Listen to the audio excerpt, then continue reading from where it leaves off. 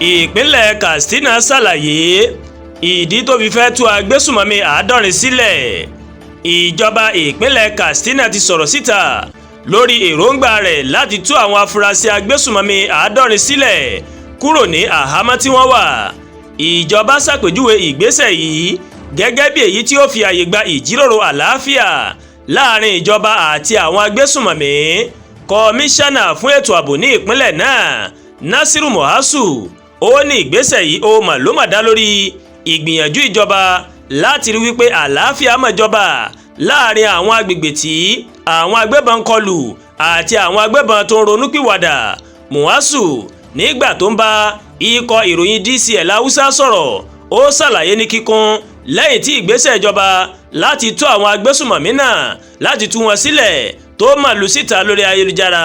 ó ní ìgbésẹ̀ yìí ó ti jẹ́ kí èèyàn tó lé ní 1000 kan tí àwọn agbébọn máa jí gbé ní ọ̀pọ̀ ìlú kí wọ́n gba ìtúsílẹ̀ lọ́wọ́ àwọn ajínigbé.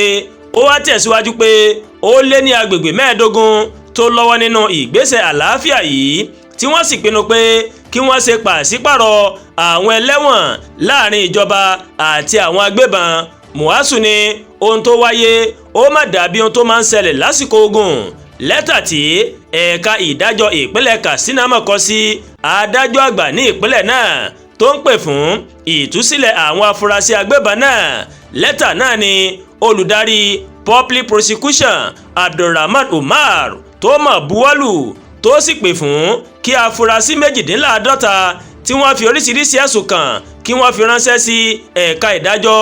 Mohasu ó tẹ̀síwájú nínú àlàyé rẹ̀ pé ìgbésẹ̀ yìí ó ti jẹ́ kí àlàáfíà kó máa jọba ní ọ̀pọ̀ agbègbè ní ìpínlẹ̀ náà àti pé ọ̀pọ̀ èèyàn tó wà ní ìgbèkùn àwọn agbébọn ó ní wọ́n ti gba ìtúsílẹ̀ báyìí. ó sọ iye àwọn èèyàn tó ti gba ìtúsílẹ̀ káàkiri ìjọba ìbílẹ̀ bíi Sabuwa 310, Bakori 125, Damuza 60, Dozima 62 àti Zavana 36. kọmíṣánná ní èyíkéyìí nínú ẹ̀ka ìdájọ́ àti ilé ẹjọ́ kò mà tàpá sí òfin kankan tó sì ní èyíkéyìí tí èyí kò bá tẹ́ lọ́rùn ó lè mórílé ilé ẹjọ́ o. ní gbogbo àgbáyé lẹ́yìn ogun pàṣípàrọ̀ àwọn ẹlẹ́wọ̀n ó máa ń wáyé lásìkò ogun abẹ́lé ní Nàìjíríà. irú èyí mà wáyé o gẹ́gẹ́ bí ó ṣe wáyé pẹ̀lú Boko Haram. ọ̀rọ̀ kò kí ń ṣe nípa bóyá ìjọba tàpá sí òfin ṣùgbọ́n láti rí wípé àlàáfíà máa jọba o. ìgbésẹ̀ yìí kì í ṣe tuntun nínú ìtàn ogun àti àlàáfíà.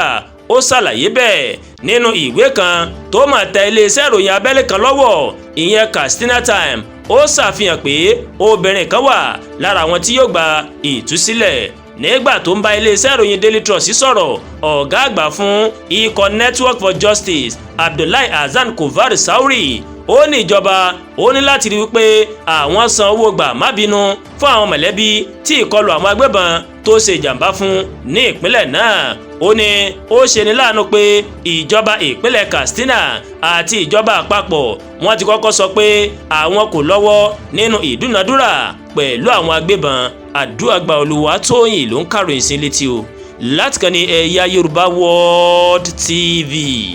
bẹ́ẹ̀ ṣe ń wò wá ẹ máa bá wa like ẹ máa share ẹ máa comment ẹ má tún gbàgbé láti bá wa subscribe sórí YouTube channel wa kẹ́ wá bá wa tẹ notification bell láti lè máa máa wo ètò alọ́kòjọ̀kan tó bá ti gorí ìkànnì yìí. ẹ ṣé pọ̀ tẹ́ ń wò wá o a kú iṣẹ́ látàárọ̀ a máa ráàánú gbà o.